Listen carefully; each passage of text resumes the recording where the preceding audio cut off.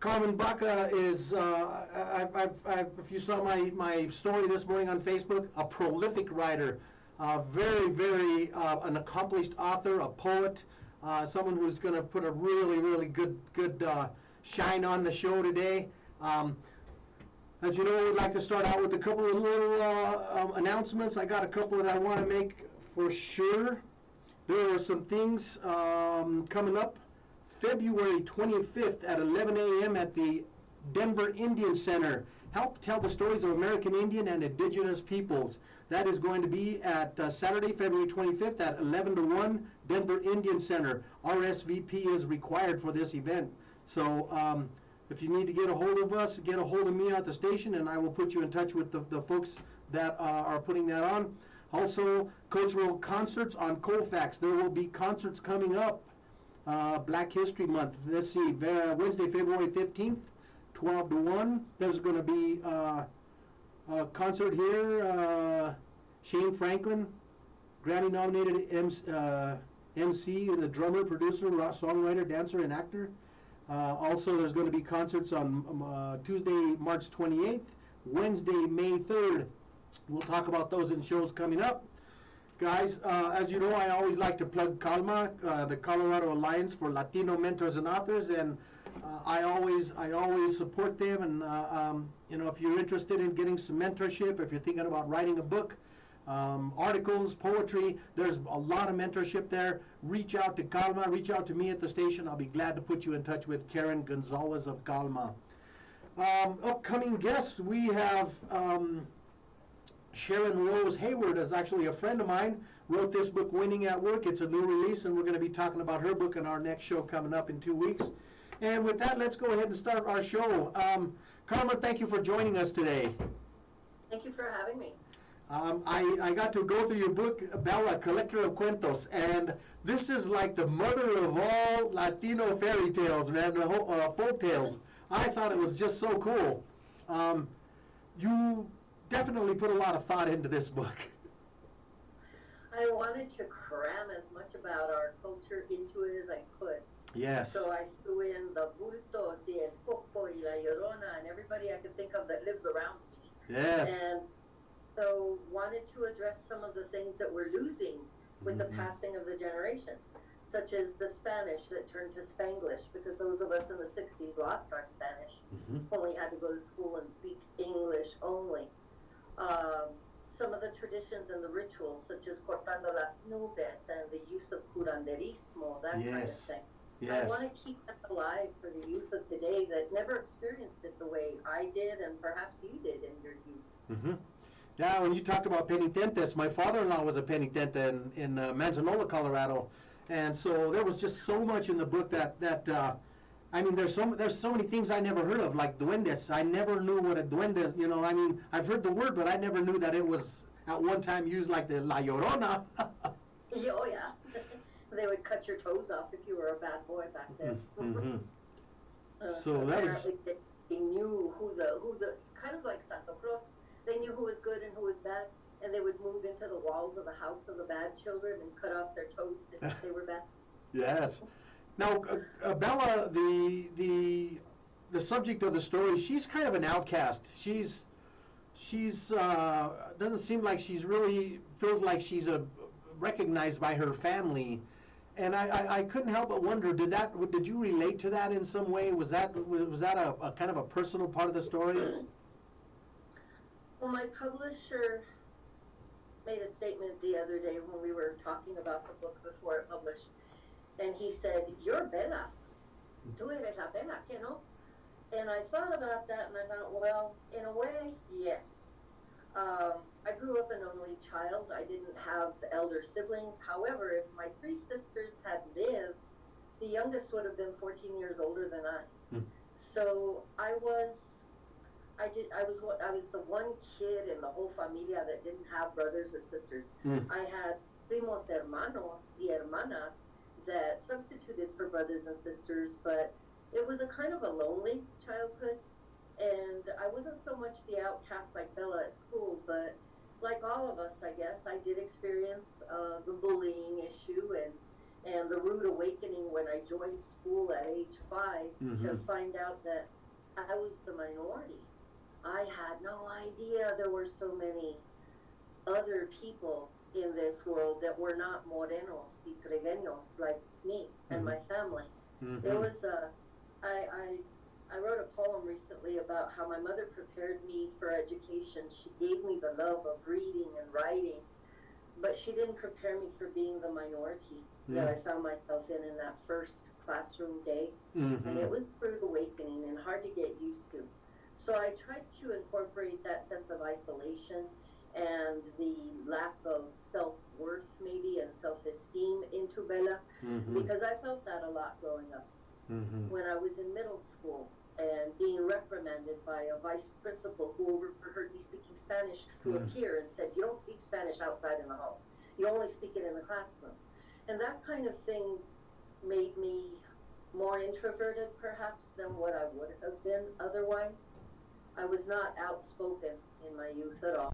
I didn't find my voice until after I wrote my first book. And by that time I was 52. And where did you grow up?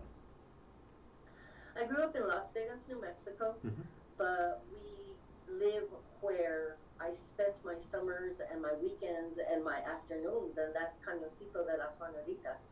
This is the setting where I place most of my stories, especially the stories that I write about the past, because this is where my father grew up. This is where I grew amongst los penitentes, where I became a Veronica with the Women's Society. And so this place holds a lot of treasure, a lot of memory for me. It's my inheritance, my querencia. Unfortunately, we lost our forest recently to the Kaftan and Hermit's Peak fire. That was an ordeal to lose something that we cared for all these years and that we wanted to pass on to our children. I wrote an addendum at the back of Bella. I was going to talk about that, and when you said that it's never going to be the same in my lifetime, it was saddening, but there's almost an element of rebirth, I guess, for me, you know, as the reader. When I read that, I mean, I could see when you said it's never going to be the same in my lifetime, it's like that rebirth. Yes, it won't happen today, but it's going to happen. You know, the best time to plant a tree is 20 years ago, and those trees are being planted now for generations to come. Exactly. We have an area close to us, a few miles away, which burned in 2001. The trees are still not back. The encino, the wild oak, came back tenfold, and all kinds of weeds that we never had in the area also started growing. Fetid goosefoot is one of them, but the trees, they're not back in that particular area, so I don't see them coming back. Like I said, I've heard that it takes 120 years. There's a place in the Sloan's Lake, Denver, West Denver, where 30 years ago I planted a tree. And I drive by that tree and I look at it and I just go, "That's my tree," you know. And so when you talk about that, it just really, I guess it's not really hopeless, you know. Even though all was destroyed, it's life begins from that, you know, and it's just really awesome. Yeah, that's what we have to look forward to and work toward. Yeah. Is this your latest work? It is. It is. I wrote it in last year. It was finished by May of 2021. Okay. But then my publisher had other books ahead of mine in his queue, so it took until November to publish. Oh, I see. I see. Yeah. Yeah. In fact, at the beginning of January, in a magazine, an e-zine called Latin E-Lit, a short story published, and it might be the beginning of a sequel, because in this short story, Bella is back. But one of the creatures from the world of the forgotten found the portal that Santa Muerte left open accidentally. Yes. And followed Bella back to Las Vegas. Into the reality. Oh, very cool. Yeah, it's so interesting because I've had some fantasy writers on recently, and it's just so interesting to read their writing and to just digest it and I was not a big fantasy fan until recently, and when I read your book, in many ways, it took me to my childhood and remembering sitting around and listening to the stories of the Llorona and this, we didn't have a lot of other ones. That was really our main one that kept us in line. Same here.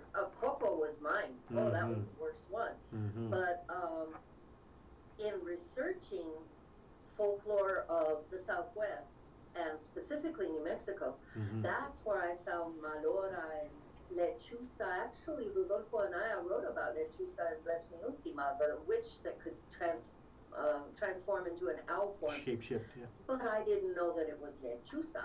Mm. Malora, Malorga is a new one that I discovered after I wrote Bella. And then, of course, Los Gigantes. I actually found a newspaper article from the New York Times dated, I think, 1901 or 1902, where giant skeletons were discovered in New Mexico, only 30 miles away from my house. So, of course, I had to throw them into the story. Wow, But wow. they've been gone for so long that only their skeletons remain because we have forgotten about those entities. Same thing with the duendes and all the people that exist in the world that Bella fell into. They're slowly losing significance. They're slowly becoming forgotten.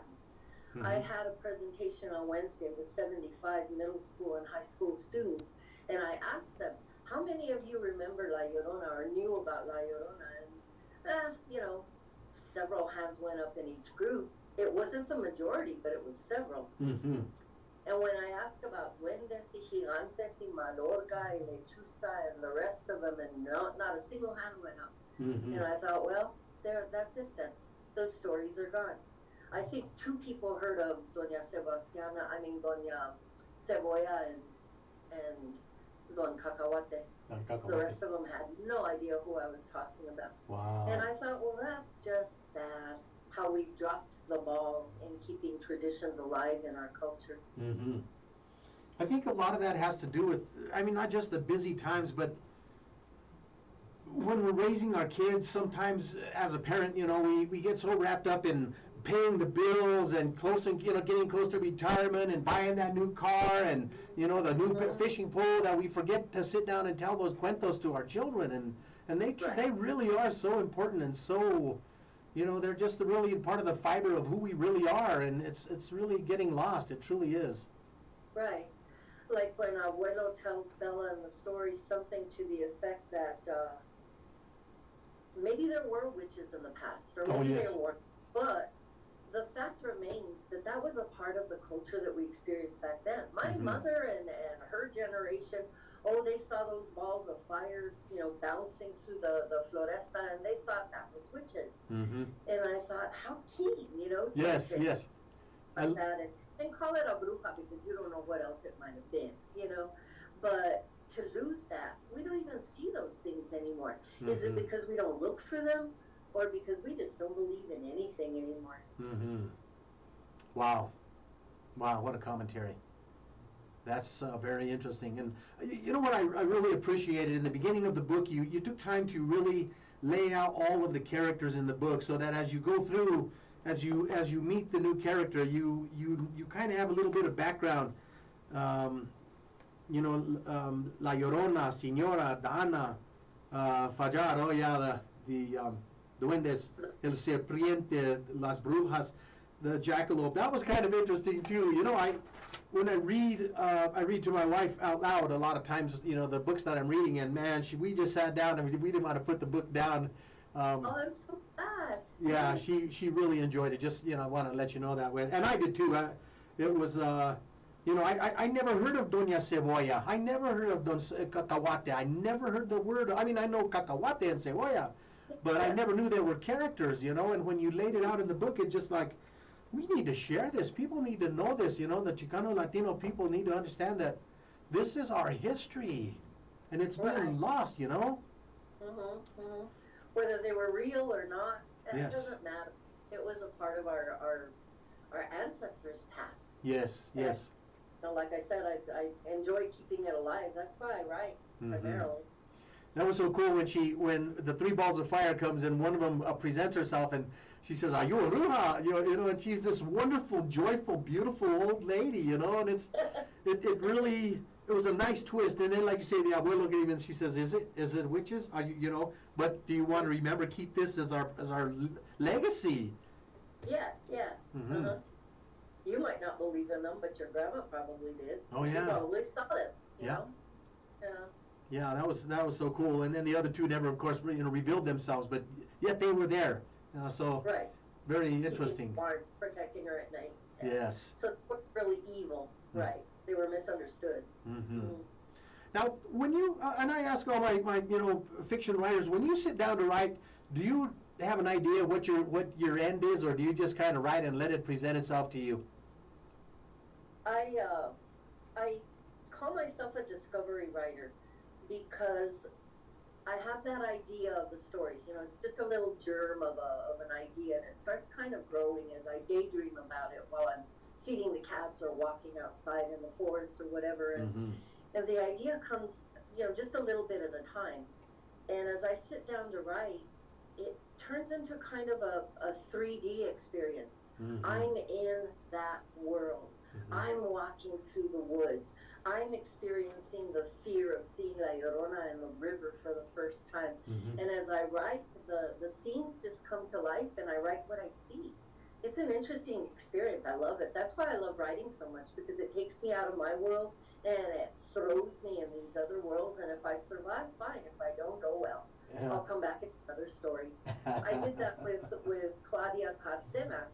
She appears in my first book, El Hermano, and she's got a very minor role, but she appears in it nevertheless.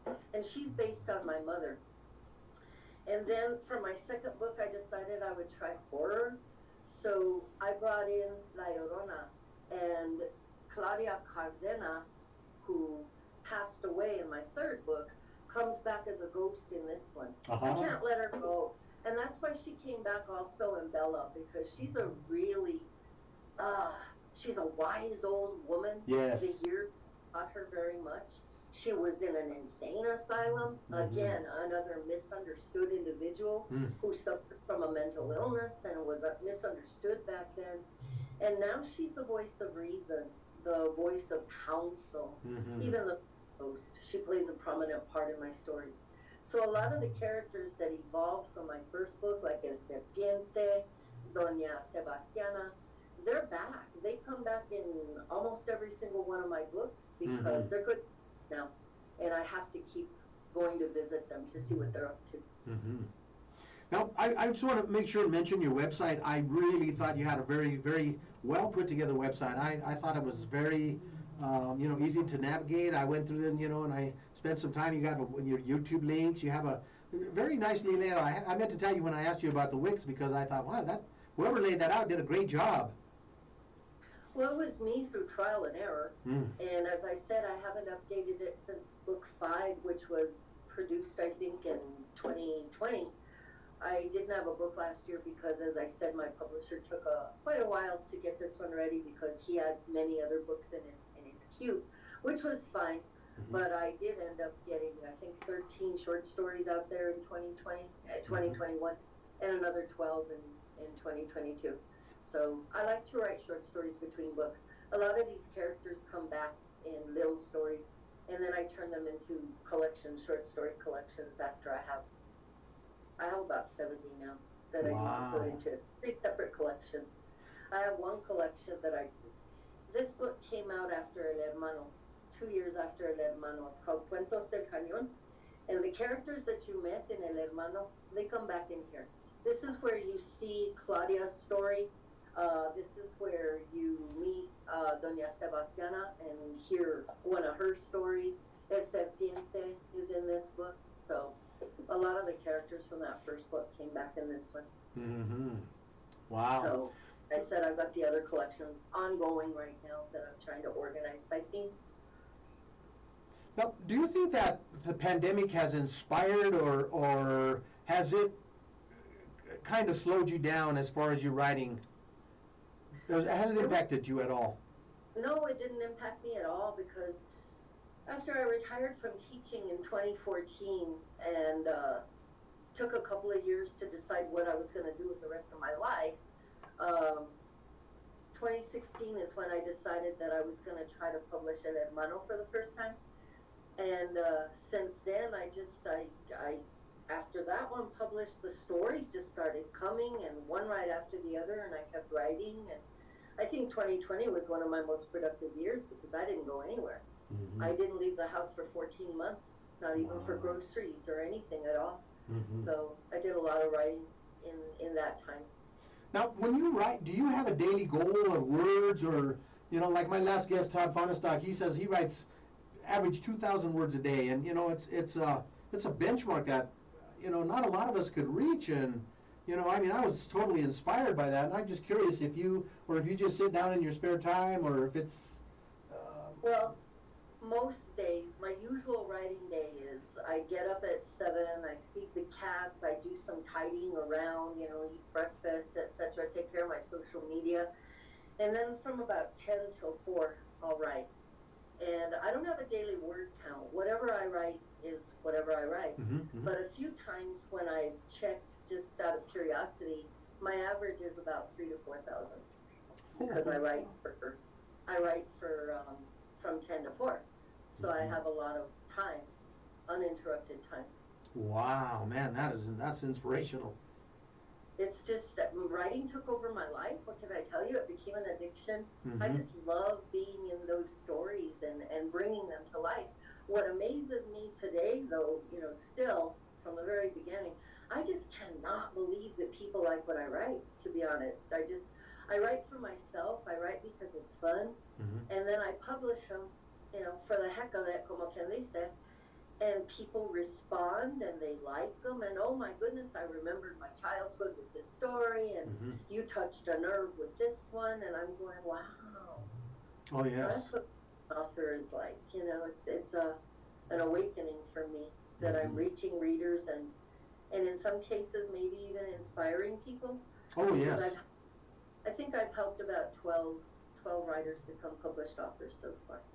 Well, you're reaching out to a lot of people today that, you know, I always encourage those, you know, watching that, hey, if you've been thinking about it, it's just starting. It's just one stroke of the key.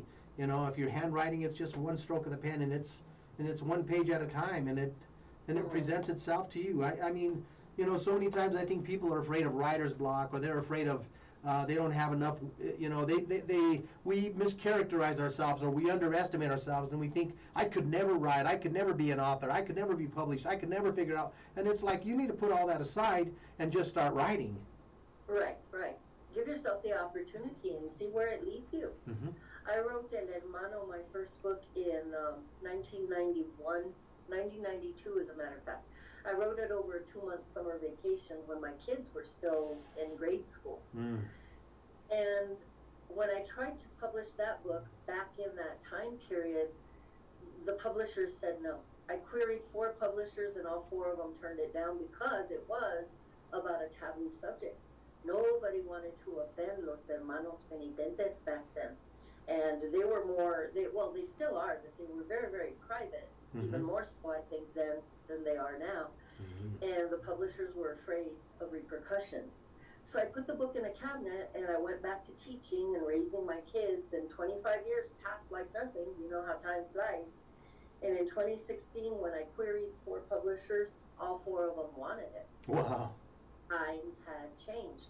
Everybody wanted to know about Los Hermanos. I offended a few of them because I'm a woman. I'm not an hermano. I never had the opportunity to become an hermano. Yes. Who did I was to write a story about them? Mm-hmm. But I grew up amongst them. Mm-hmm. I saw the religious fervor. I saw the piety. My spiritual awakening came because of prayer with that group of men that I grew up with. Wow. And I was inspired to tell their story basically because when they disbanded in 1986, they left me as caretaker. Since I was the last of the Veronicas, they left me as caretaker of their religious artifacts. Wow. And their records. So I have all of that. Yes. And I was able, when I opened this trunk that had been locked for all of my life. Talk about that. I opened the trunk and the religious relics were there. Mm-hmm. The ones that they used in their private rituals, the ones that I always suspected, the ones I had read about by other authors on the internet, but I had never known about. I used to ask my dad, well, why do you have those marks on your knees? Why do you have those marks on your back? Oh, I had an accident, or something simple he would explain. It wasn't an outright lie, but it was never The whole truth. Either.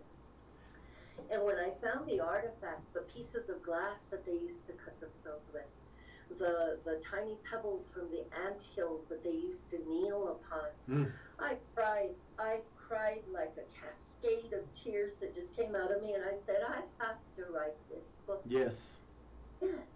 But then I came across the roadblock of the publishers that didn't want to offend los hermanos, and so I put the book away for 25 years. Wow. So in 2016, I said it's now or never, and it was now. That book made an impact. As a matter of fact, I only have the last 20 copies left. It's out of print now.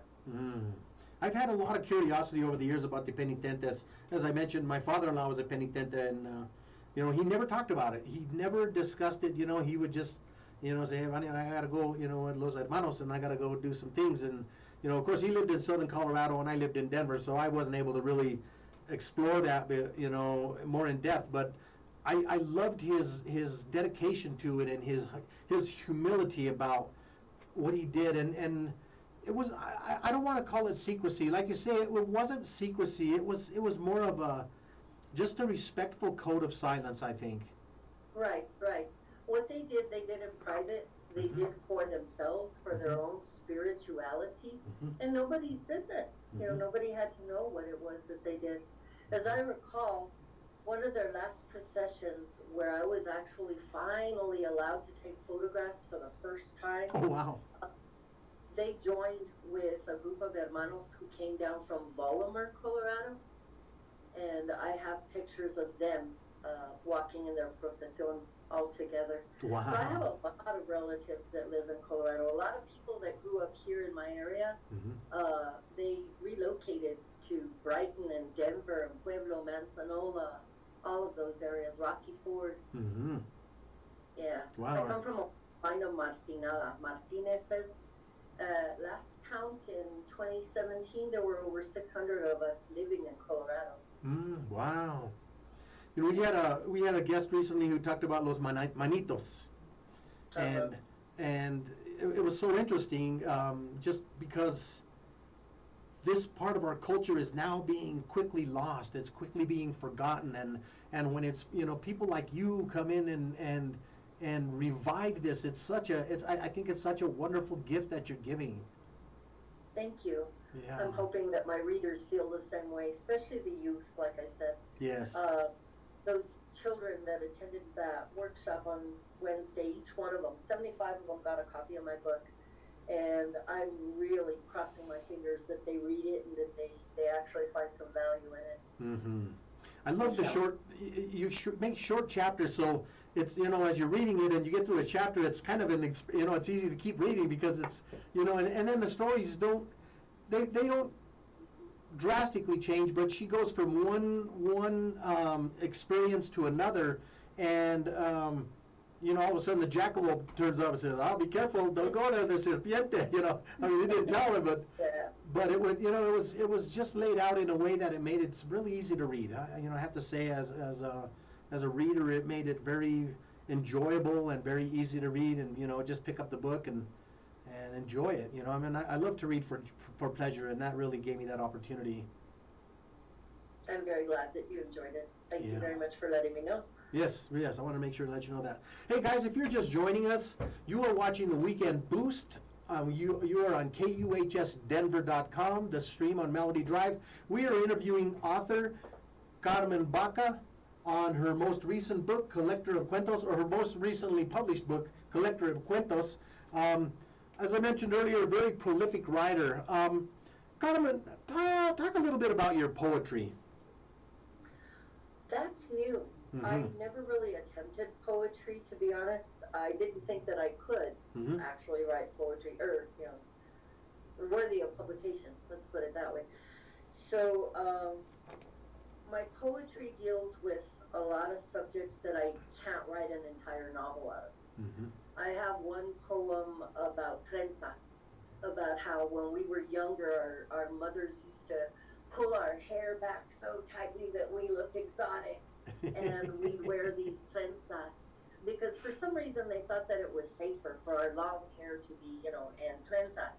Well, they didn't realize that the boys used to catch us by those trenzas and corral us under the monkey bars and you know, the jungle gyms, and we would be in the corrales como contraquitas until they would let us go, and those kinds of little learning experiences. I have another little one about piercing my ears for the first time and that kind of thing. You can't write an entire novel out of it, but it's a little episode that perhaps other people can identify with. My first published poem, I was kind of shocked actually. The first poem I actually submitted ended up publishing in December, I think. And it's about dealing with mental illness in the family and how my mother was acting strangely and I didn't know what was going on. She went away in an ambulance to a hospital, and certain things that happened were not explained to me. I had no idea what schizophrenia was until it came to visit me when I was 15 years old in the form of my mother coming back from a mental institution, and that taught me what mental illness was about.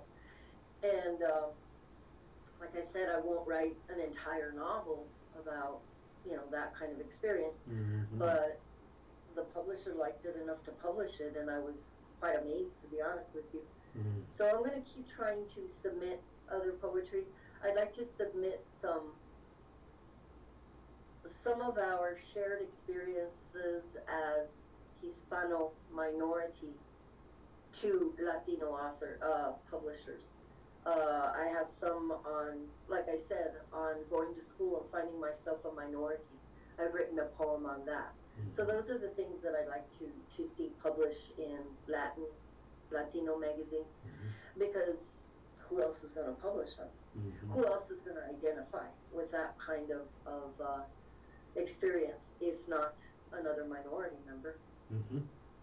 And there's much, you said a lot in that last sentence, and one of the things that I talk about on the show is NVIDIA, and the Chicano Latino people within our own community aren't always supportive of us, and so sometimes we have to go to another community that may not be as closely associated with us, but we may need to go somewhere else because we need acceptance, because we need someone who's not going to try to shoot us down, and especially when we walk out of the room.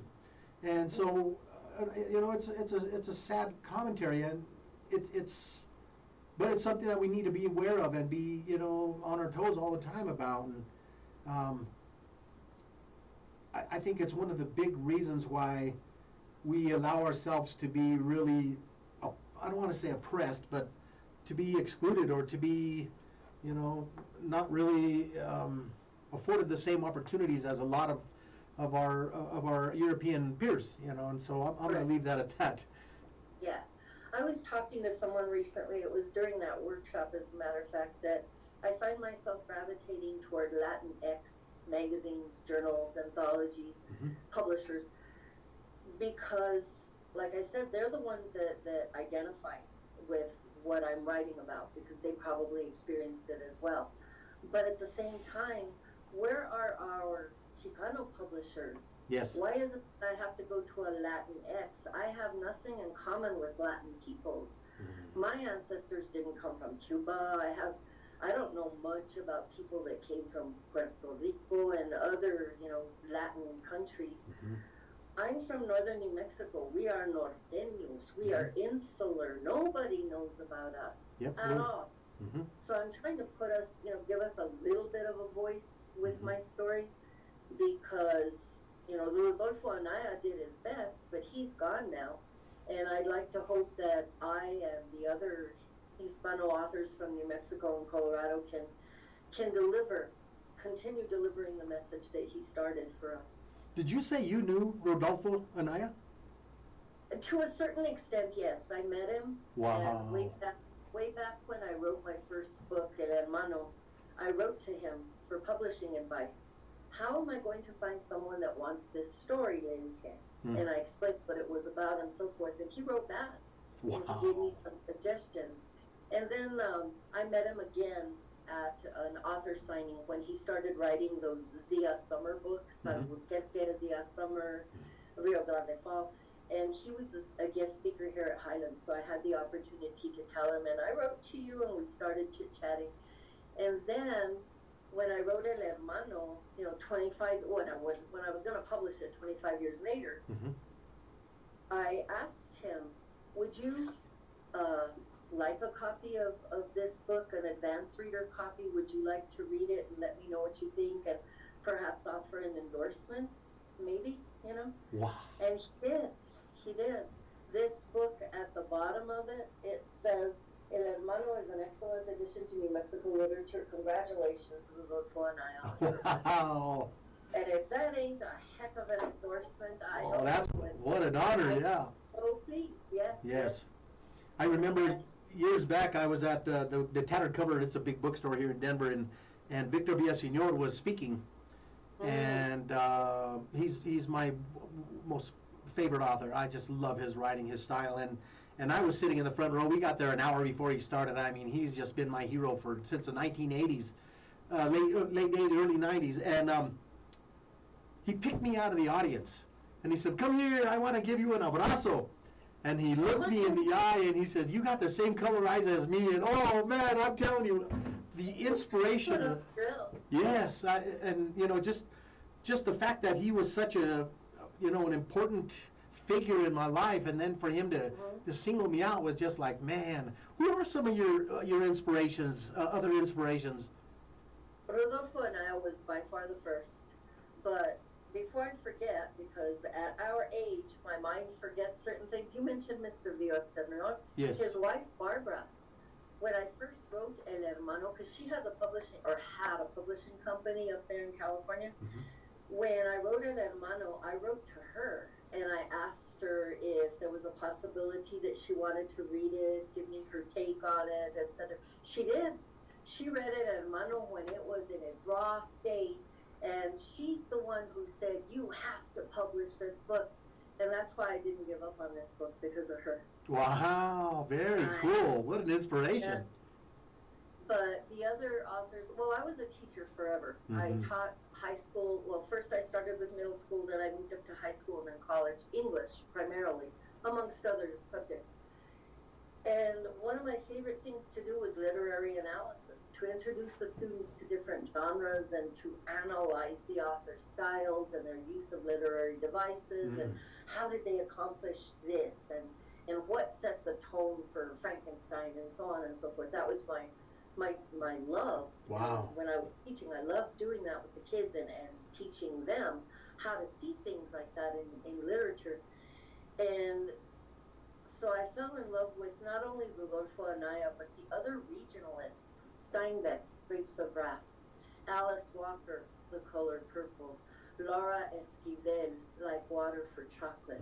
All of these people that wrote about their areas and their peoples and their religions, their spirituality, their superstitions, the customs, the traditions.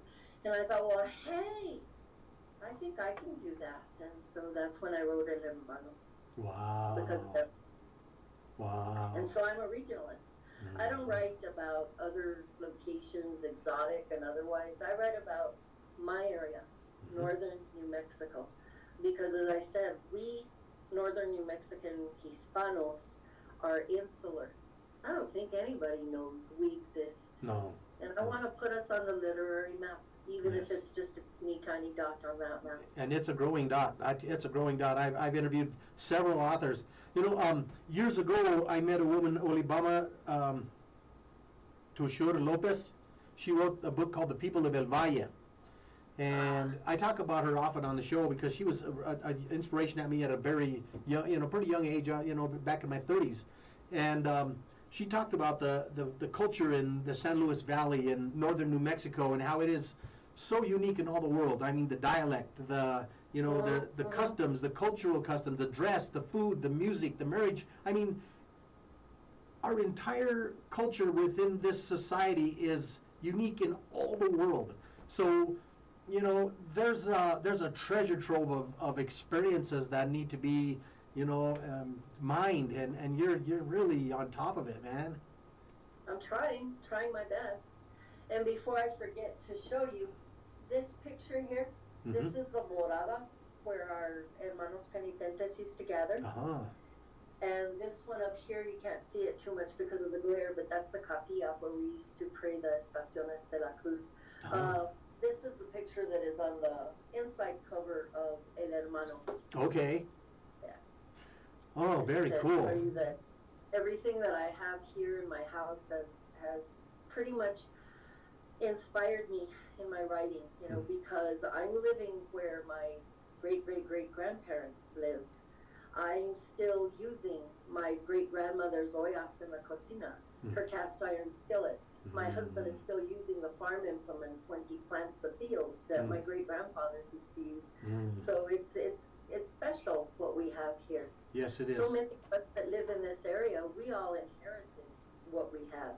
And like I said, the fire took a lot of that away, so that put a dent in what we wanted to keep and treasure and pass on to the generations to come. Very cool. I was in New Mexico about a year ago, and I went to a yard sale, and I found a 100-year-old tortilla press. And I said, I don't care what he's asking, I'm buying this thing. And you thought of that here, yeah. Yeah, it's a treasure. It's become a treasured possession of mine because, well, we used it to make tamales this year, and oh my gosh, what a difference, and what how fast and efficient, and just, it was such a beautiful testament to just the beauty of our heritage and our culture and our history, and how we can't let it be forgotten. And doesn't it give you a sense of, well, not only the pride, but the community who used this before I yes. Rama. Yes. Touched it before I did. And what would they think if they could see me using it now? Yes, yes. I always do. I talk to the spirit and I say, I just want you to know that I've given this a good home. I always honor it, and I put it in a place of, that everyone could see it. And, I always ask, hey, did you see that? Because it really is a part of my culture. It's a part of my history. And, even though I wasn't born in New Mexico, my roots are there. It was all Mexico, all of it. Right. We have a lot of affinity with people from Colorado. Yes. Like I said, some of us migrated over there. Oh, yes. So, and they come back. They come back and visit, and we go up there, and it just, it's not as often as it used to be in the past, but I have a lot of really nice connections in Colorado. Sorry, I don't know if you're familiar with another author, Ruben Archuleta from Pueblo. Yes. Got a lot of. Have you checked out his website? I will. He's a treasure trove of information about Los Hermanos. I think he's got about 3 or 4 published books about Los Penitentes. Oh, Ruben Archuleta. Yeah, in fact, he helped me with El Hermano a little bit, and one of the things that I didn't keep when the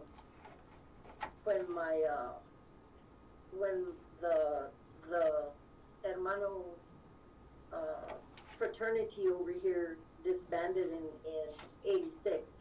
The one thing that I didn't bring home with me, because I had my 2 small boys at the time, was Santa Muerte. And so I asked him from his website to let me borrow kids, because he's got one at his house. Hold it up a little higher. So he let me have this for the book. Okay. Wow. I grew up with her, and this is my Doña Sebastiana, my Santa Muerte, that has become a good friend now. And now I could kick myself for not housing her effigy in our house, but my sons would have had heart attacks, I think, back in the day. I have a walking doll in my closet that terrified them, so I don't think I could have brought her into the house without killing them too. Now, I'm guessing you've probably inspired some authors. I don't know. I hope so. Yeah, I'm sure you have. I mean, just reading this work, there's no way that someone could read your works and not have some kind of a feeling of, this is exciting, or this is, this, man, they could be a book in me. I think that's really, I guess that's one of the big reasons that I host the show, is because I hope to, somebody will come to me one day and say, hey, you know what, I watched your show, and you kept saying, hey, start typing, and someone's going to say, yeah, I finally did.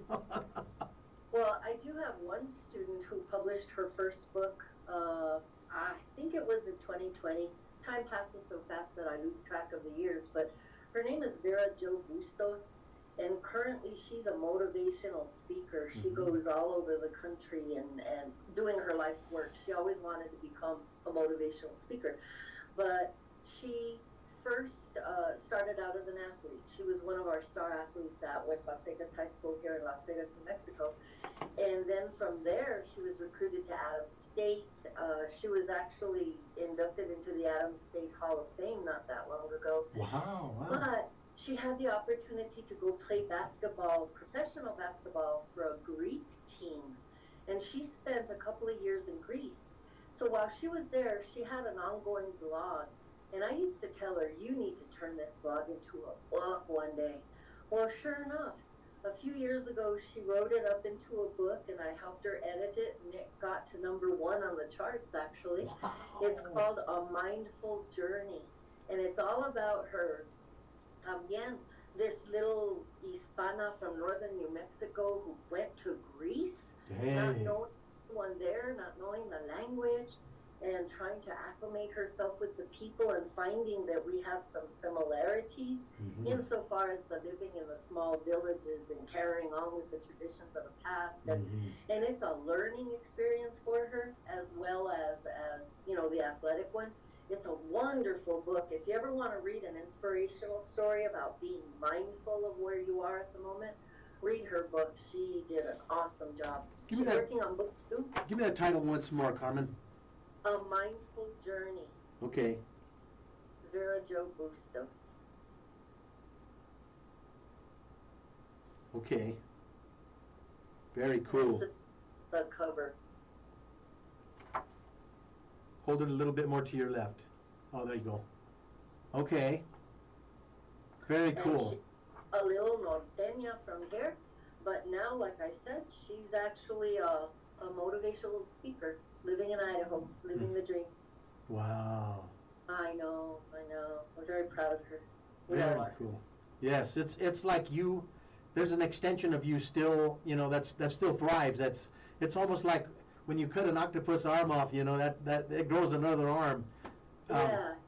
That was a bad analogy, but what I'm saying is that a part of you lives on in other people, and through their words and through their writings, and whether it's through your inspiration or your encouragement or whatever the case may be, you've made a difference, and that's really what I think life is about.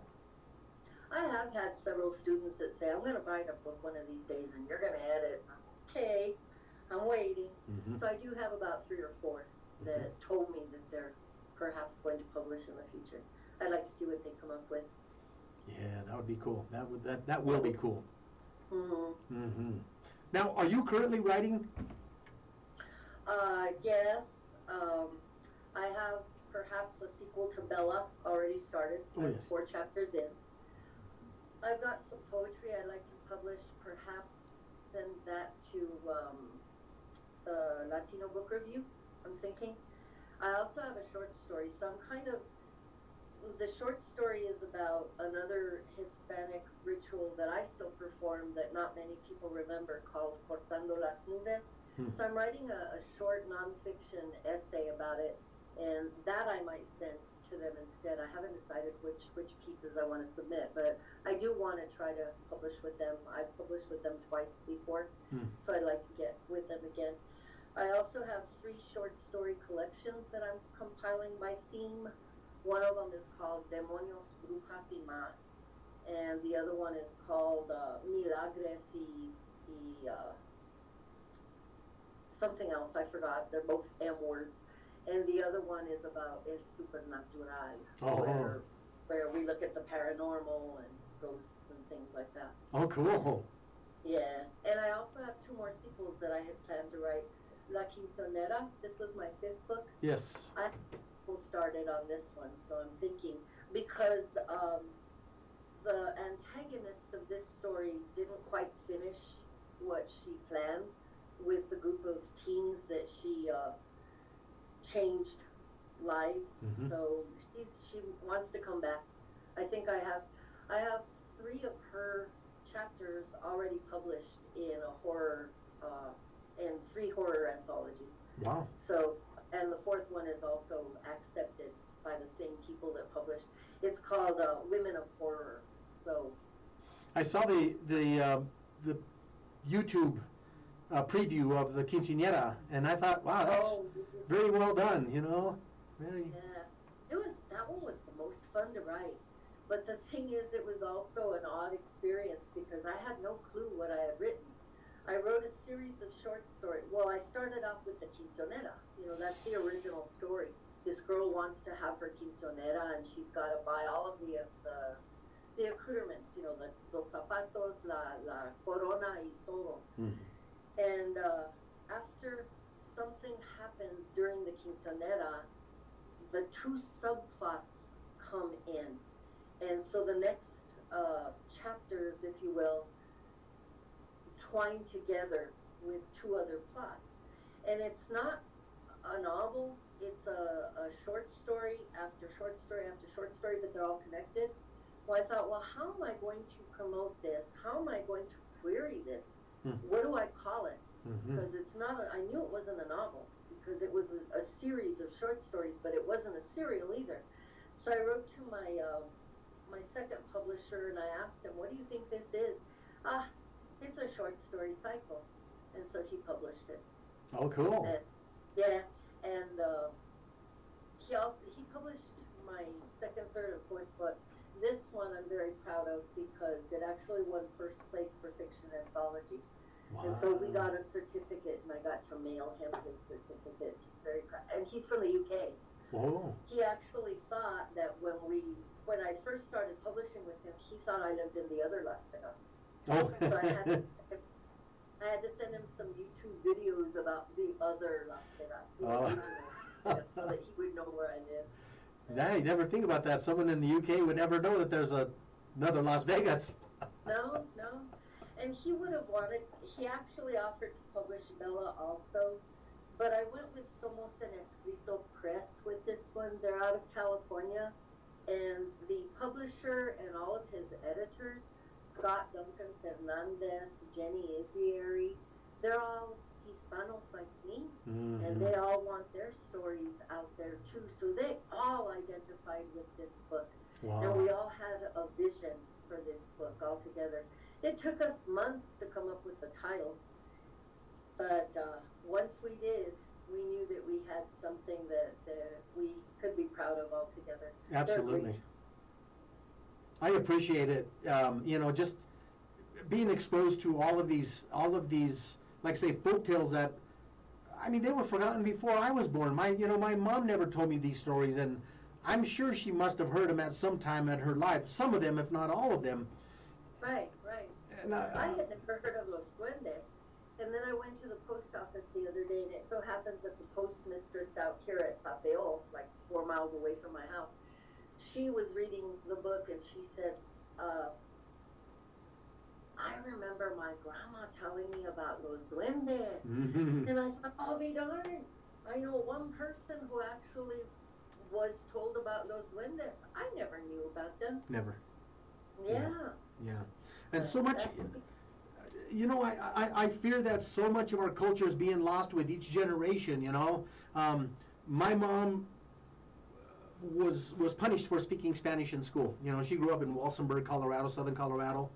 And So she was adamant about not teaching her kids Spanish, you know, and There you go. not Exactly. realizing that it would have been such a wonderful thing in you know, in the big picture. But I, you know, I regretfully say that, you know, there's probably a lot of my cultural and history that I did not pass down to my daughters because I got too busy with life or for whatever reason, you know. And so it was good to see that there's still someone that's keeping those cuentos alive. Like I said, I'm doing my best. What I appreciate about you and opportunities like this is reaching more readers. Yes. So that they too, you know, especially readers of our culture. Yes. So that they can see what they might have had in the past that they don't remember or that they had never heard about before either. Oh yes. So, Man, when I first discovered Calma, you know, the Colorado Alliance for Latino Mentors and Authors, and I decided to go to an open house. It was the first one after the bulk of the pandemic was just passing, and we went to this a restaurant and bar, and oh man, it was just so. I was on fire. I mean, you talk about getting high energy and walking out of a place just vibrating. I mean, I didn't sleep all night. I was just like, there's people like me. There's people who look like me, and they're affluent and they're articulate and they're, you know, and they're writing and they're influencing people in a positive way. And it's like, that's important to me. yes, yes. Our only regret, as you say, is we lost the language in the process of educating ourselves. Yes. And we did the same thing to our children because we wanted them to be acclimated in the English language, which is the language of the workforce. Yeah. You know, you don't want your kid going out there pronouncing everything with the Spanish accent, God forbid. So you wanted to prevent that from happening by practicing English only. And unfortunately, we lost a lot of our language because of that. Yes. But, you know, books like this is really what's going to keep, maybe not the language so much as, you know, the culture and the folklore and, you know, just so many wonderful stories that you share. And I loved how you made Bella, she was safe there. You know, it was not like the real world. Wherever she went, even though it looked like it was dangerous, she knew that she was, even if she had to sleep outside, she wasn't going to get attacked or, you know, it was like a safe place. It was a safe place to journey and explore. So I wanted there to be a little bit of danger because then I'm not going to hold the attention of the reader, obviously, if there isn't the threat that something might happen. Yes. But at the same time, she had a lot of people to meet in those 4 days. Yes. She had to stay alive, you know, Yeah. in order to meet them and to learn what these ancianos wanted to tell her to bring back and to keep their stories alive. Yeah. But like I said, unfortunately, she's still, at this point in my imagination, she's still only 15 years old right now. She was 14 in Bella, but now with this potential sequel, she's 15. But she still hasn't done anything because she's still learning. She's still asking her parents, you know, about this and that, and going to pray with Los Penitentes in nearby communities so that she can pick up more knowledge. And she is only 15, so she doesn't think that she's got a voice yet. But because these people are slowly fading, they're going to follow her back because she's got to hurry. She's got to hurry before they're lost completely. Yes. And nobody wants that third death, oblivion. Not even me. I want my words to live on after I'm gone. Absolutely. It's a legacy that definitely will outlive us. You know, we are almost out of time. It's just there's so much to you know, to learn and so much to just understand, and I'm so grateful that you've taken this on, you know, and thank you. You know, I have a slogan on my show. I say everyone's looking for a hero. If you can't find one, be one. Carmen, thank you. Thank you for being a hero. Thank you for writing, and thank you for sharing this legacy that is us, and, you know, and helping people who are not necessarily completely involved or included in all of society, to give them a place that's safe and a place that they can grow and learn and develop, and thank you for that. Thank you. Thank you for the honor. Yes, my pleasure. It's really, really mine. The honor is mine. And folks, you've been watching the Weekend Boost. This is KUHSdenver.com, the stream on Melody Drive. And I just hope that you go out, get this book, read it. It's an entertaining book. It's really fulfilling, and it'll open your eyes and give you a lot of insight on things that are forgotten. And we can't forget that. We can't forget our past because it's always a part of us. And, you know, as a tree grows, it grows bigger and bigger, and the rings show the story of that. We need to show our rings.